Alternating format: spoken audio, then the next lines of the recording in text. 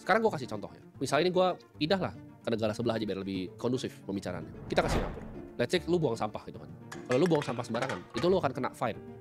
Atau lu parkir sembarangan, mobil lu dikunci, terus lu kena fine. Lu disuruh bayar lah intinya ke pemerintah. Kalau ada pelanggaran yang bisa dibayar, berarti ada nggak pelanggaran itu? Nah, itu pertanyaan menarik. Lu ngerokok sembarangan kena fine. Tapi gue berani nggak di sana, misalnya? Ya gue bukan orang yang buang sampah, tapi gue kasih contoh. Berani nggak gue buang sampah? Berani gue. Berani nggak gue ngerokok? Berani. Kenapa? Karena cuma bayar fine. Basically itu nggak ada untuk gue. Tapi untuk orang yang gaji UMR kena fine $300, kena sing 300, itu udah selesai habis uang. Untuk gue, kalau gue kena fine, bayar aja bos. Gitu. Itu adalah kebebasan uang. Karena uang itu nuker kebebasan dan juga waktu. Sedangkan lu mau nuker waktu lu untuk uang, itu udah kebalik formulanya. Karena di kerjaan ya, lu dihitung berdasarkan waktu yang lu ibaratnya clock in ke dalam kerjaannya. Maksudnya apa? Lu kerja nih, misalnya gaji 4 juta. Ya, lu kerja dari Senin sampai Jumat, ya berarti berapa tuh? 5 hari. 5 hari berapa per jamnya? 9 jam. Ya. 9 jam, 5 hari, 4 minggu. Ya. 180. Ya kan? Sekarang 4 juta lu bagi dengan itu. 22.000 berarti waktu lu per jam. Lu ngumpulin 100 miliar dengan format seperti itu lu sampai tulang lu semua jadi busuk juga nggak akan pernah kecapaian. Karena gamenya bukan begitu cara mainnya. Lu nggak bisa jadi kaya lewat rute ini. Memang rute ini terkesan lebih normal ya kan, ada tangga karir dan segala macam, nuker waktu lu untuk uang terus. Soalnya percayalah, ini lu cuma akan lari di tempat. You will get nowhere lakukan ini. Tapi gua ini sebagai orang yang udah pernah nyampe ya di tujuan yang lu mau capai sekarang. Kalau lu mau pilih jalan yang gue bilang, kalau nggak mau pilih jalan yang gue bilang ya udah nggak usah nonton video ini. Gampang kan? Tapi kalau lu mau capai ini, gue kasih tau ini bukan rutenya. Orang bilang, oke, bisa kok kaya dari tingkatin gaji sampai jadi direktur segala macam. Betul, tapi lu harus hidup sangat frugal ya. Lu harus hidup sangat hemat. Gue itu bukan mau ngajarin kalian kaya di umur 65, karena gini. Lu jadi dari bawah nih, misalnya lu kerja di bank, terus lu jadi direktur utama umur 65 gitu kan. Terus lu mau pensiun, terus gajinya udah besar, miliaran gajinya. Terus lu frugal hidupnya. Tapi apa yang hilang dari waktu lu? Hidup lu. Nah, itu kunci di depan situ. Apa yang hilang dari hidup? Waktu lu udah nyelip, bos.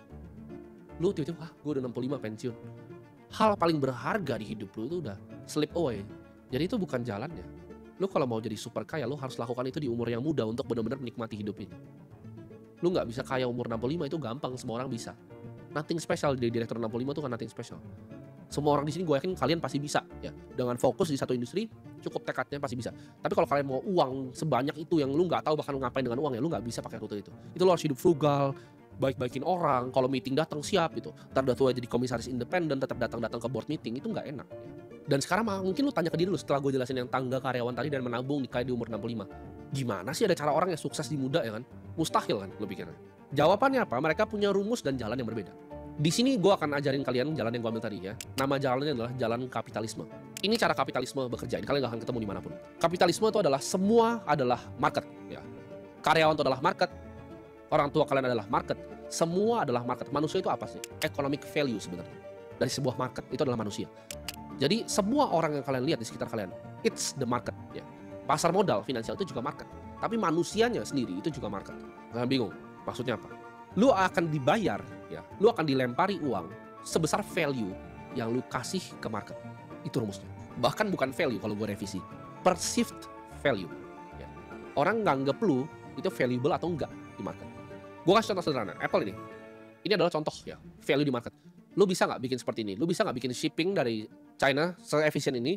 Bisa nggak lu bikin produk dengan harga sini sebagus ini? Jawabannya nggak bisa. Itu kenapa dia perusahaan $3 triliun. Gue kasih contoh bahkan yang lebih gampang kalian mengerti dah, nggak usah bisnis. Orang aja. Gue kasih contoh Raffi Ahmad di sini. Kalian banyak yang mungkin kesel dalam hati kalian. Bahkan nih gue yakin ya, agensi yang pernah endorse dia mungkin kesel. Kok dia sekali endorse 100 juta, kok gue gajinya 3 juta? Mungkin anak-anak agensi ini kesel banget gitu.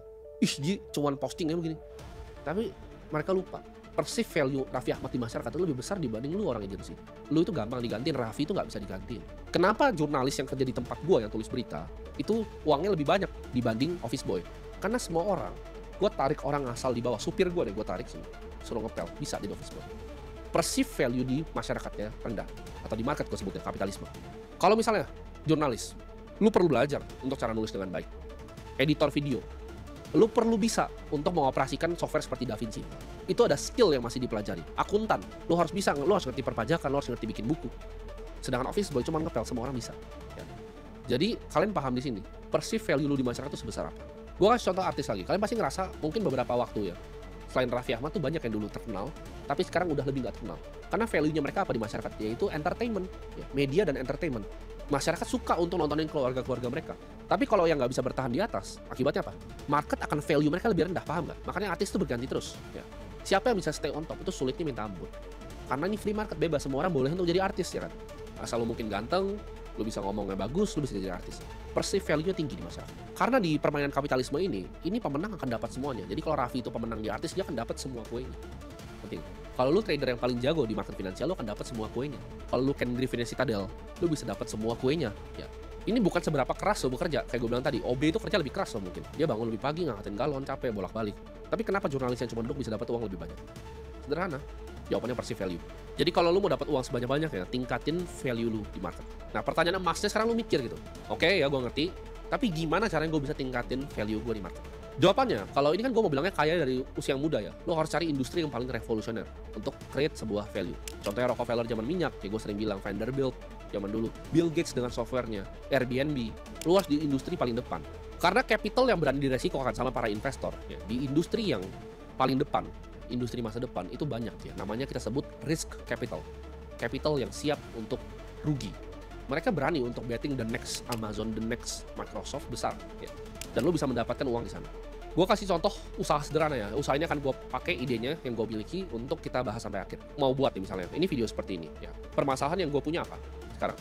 Gue kalau mau ngedit short form, gue mesti minta editor potong. Tapi kalau lu bisa bikin AI yang perfect potongnya secara konteks dan teksnya nggak pernah salah, udah ada jedak-jeduknya, udah ada ini lengkap semuanya. Lu lebih gampang fundraise untuk AI short form itu. Ya. Kalau lu mau capital raise, lu lebih gampang fundraise itu atau lebih gampang fundraise bisnis laundry? Jawabannya AI short form itu akan lebih gampang jauh. Ombak itu akan jadi hal paling luar biasa kalau lu bisa surfingnya dengan benar. Karena orang kaya itu kebanyakan surfing ombaknya cuma sekali. Dia dapat momentum, dia surfing, dia jadi kaya raya. Dia tangkap ombak. Itu pengalaman pribadi gue. Satu ombak ya. Gue cuma ngomong satu ombak itu bisa ngubah semua hidup. Lu mau capital, lu harus bisa selesaikan masalah yang ada di market. Contohnya tadi gue bilang, ini gue kasih ide ya. Tapi ide itu tai. Semua itu tentang eksekusi. Problemnya apa? Oh, gimana cara AI yang bisa motongin video panjang jadi video pendek yang bagus? Kalian dalam buat bisnis itu jangan terlalu kepusingan. Dalam lu mencari masalah di market, jangan terlalu kepusingan untuk mencari ide. Ya. Fokus eksekusi. Ide yang bagus itu persis gue sebutnya kayak sepatu basket yang bagus. Lu main basket, ide lu bagus tuh kayak sepatu basket yang bagus. Cuman kalau lu nggak bisa main basket, lu tetap cupu. Sepatu lu semahal apapun, lu nggak bisa main basket, lu cupu aja. Sama kayak bola. Sepatu bola lu sebagus apapun, kalau lu nggak bisa main bola, lu cupu aja. Kayak ide. Ada yang orang tuh, gue bingung gitu. Kalian kayak, oh ini ide gue, teman-teman gue nggak boleh tahu. Ide means nothing, means jack shit. Ini ide gue kasih kalian, ini ide bagus. Makin besar masalah yang selesai di market, makin besar uang yang lu dapat. Coba lu pikir problem yang diselesaikan sama BCA, nampungin uang lu semua, bikin perusahaan bisa transfer gampang ke karyawan, bikin bisa escrow gampang ke Singapura. Itu problem yang besar sekali yang diselesaikan. Makanya keluarga Hartono jadi keluarga salah satu yang paling kaya di Indonesia. Kenapa? Karena perceived value masyarakat terhadap mereka atau market besar sekali. Kalau lu mau jadi kaya, ya lu jangan kejar uangnya, karena uangnya itu nggak bakal datang. Lu harus bisa kejar masalah di industri yang paling depan. Dan ketika lu punya solusinya, ya, lu bikin bisnis seputar solusinya. Ini step yang pertama menjadi kaya. Mungkin lu pikir sekarang anjir, cuman begitu. Cari masalah dan jual solusinya. Gue juga tahu kali, tapi itu kan butuh modal. Kan itu perlu pakai coding gitu. Gue nggak bisa coding, gimana cara gue bikin short form untuk AI? Gue nggak ngerti. Gue ngedit aja nggak bisa, itu butuh modal. Bukan gue nggak punya skillnya. Nah tunggu dulu ya. Itu lu barusan tadi balik ke pikiran primitif lu di awal video ini yang gue bilang tadi tentang uang. Makanya kalau lu mau nonton video ini, kosongin gelas lu. Ya. Kalau lu udah mikir, oh cuman begitu, gak ada modal nih, gue gak ngerti coding, gak bisa buat AI, lu gak akan bisa ikutin jalan yang gue mau kasih ini. Coba lu diam sejenak, lu pejamkan mungkin mata lu pikir, mulai dari sini. Problem, masalah apa yang sekarang dialami sama lu sendiri, masalah apa yang dialami sama keluarga lu, masalah apa yang lu dengar di masyarakat, yang orang berharap, please coba ada solusinya ini, yang orang ngerasa ini masalah ini gak pernah ada solusinya. Apa yang market bilang mereka pengen banget ada tapi belum ada. Selalu mulai dari problem. Gue bilang tadi, kalau gue melihat ada problem yang gue alami sendiri, yaitu AI yang bisa motong short form secara efisien. Ketika lu udah menemukan problem seperti itu, ya, ini biasanya bahkan problem lu sendiri yang lu selesaikan masalahnya, lu pengen ada solusinya. Nah, ketika lu udah ketemu masalahnya, kita lanjut ke step selanjutnya, step kedua, yaitu menggunakan yang namanya leverage untuk solusinya. Archimedes pernah bilang, give me a lever long enough and a place to stand, and I will move the earth. Artinya apa? Kasih gue pengungkit yang cukup panjang, kasih gue tempat berbuat berdiri, dan bumi akan gue gerakin. Itu adalah kekuatan dari leverage, ya. Pengungkit. Ini gue kasih kalian secercah gambarannya. Leverage paling tinggi di era sekarang itu apa? Leverage paling tinggi adalah produk tanpa biaya tambahan jika dijual berkali-kali. Kalian mungkin bingung, apa itu produk tanpa biaya tambahan kalau dijual berkali-kali? Contohnya adalah Netflix. Filmnya cuma diproduksi sekali, tapi bisa dinonton 10 juta orang barengan tanpa additional cost, tanpa biaya tambahan. Leverage ini yang bisa bikin lu super kaya, yang bisa bikin uang di saat lu lagi tidur. Software yang tetap laku ya di saat lu lagi tidur. Pekerjaan di mana lu tuker, lu punya waktu untuk uang, itu tidak ada leverage-nya sama sekali. Leverage itu bikin orang tuh justru kerja sama lu ya.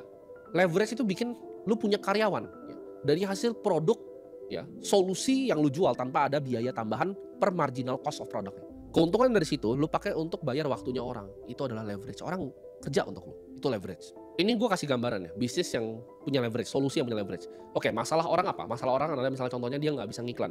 Lu bikin advertising agency, ya itu menyelesaikan masalah, solusi kan yang lu jual. Ke 10 klien gitu, satu klien 10 juta selama 100 juta. Congrats ke diri lu sendiri. Lu baru dapat pekerjaan yang sangat mahal aja, itu bukan leverage. Tidak ada leverage di sana, karena lu mesti bekerja. 10 klien kerjanya makin banyak, waktunya mungkin lu udah gak bisa tidur lagi by the time lu punya 10 klien ya.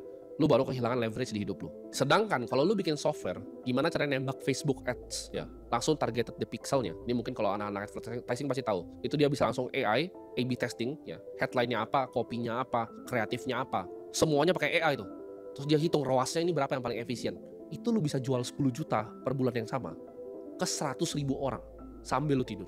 Itu leverage, itu lu bisa jadi luar biasa kaya. Paham gak?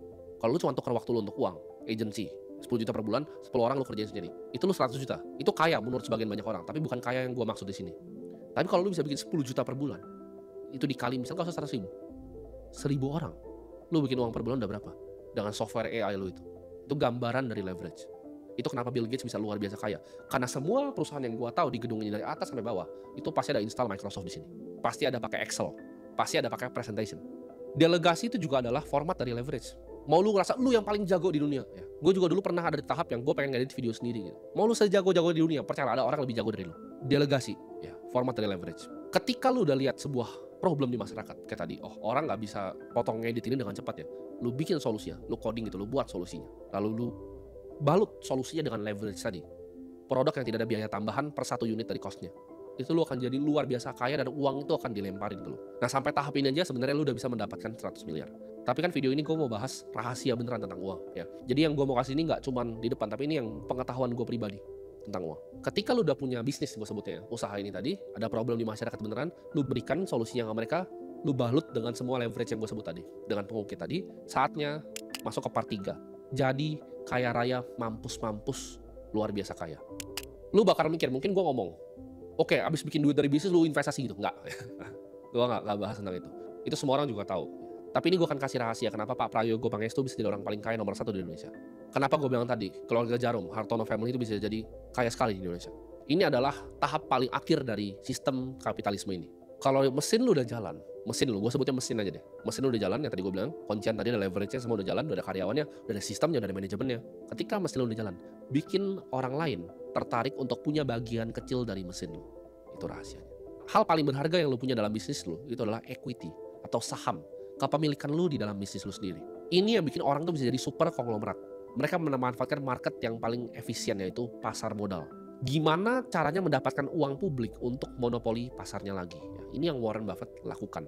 Awalnya dia bikin tadi yang gue sebut tadi. Ya. Ketika dia punya asuransi, menyelesaikan masalah orang. Kalau orang ketabrak mobilnya, dia cover. Ya kan? Itu masalah, terus dihitung pakai aktuaria untuk mendapatkan floatnya.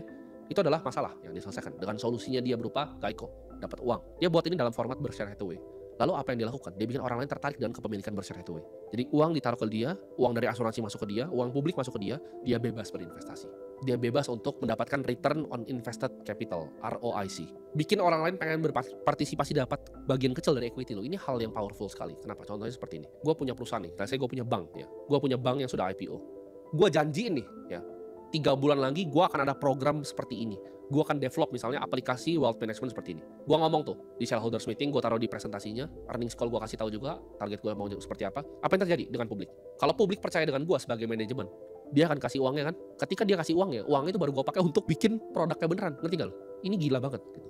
Jadi lu bisa janjiin sesuatu, lu dapat uang dulu baru lu bikin. Terus ini cycle ulang terus. Ketika lu tepatin janji lu bisa janjiin sesuatu yang lebih besar lagi.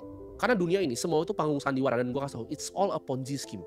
Semua di market finansial itu adalah Ponzi scheme. Orang janjiin dulu dapat uangnya baru dia buat. Orang janjiin dulu dapat uang baru dia buat. Tapi bedanya dengan skema Ponzi yang scam adalah, kalau yang scam itu meledak karena uangnya dibawa lari. Kalau ini uangnya nggak dibawa lari, tapi skemanya itu sama.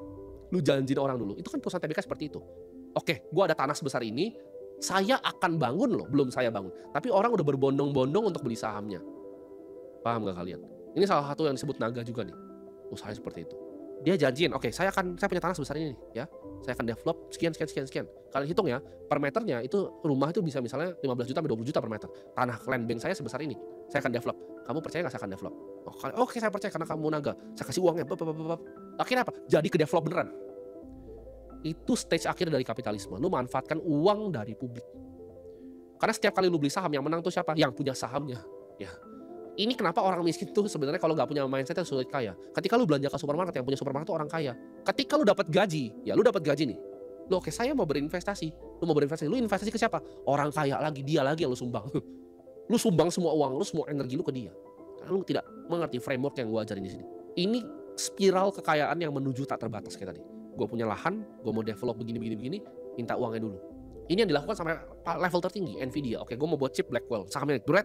Oke, dia punya duit untuk research and development, akhirnya jadi beneran chip Blackwell.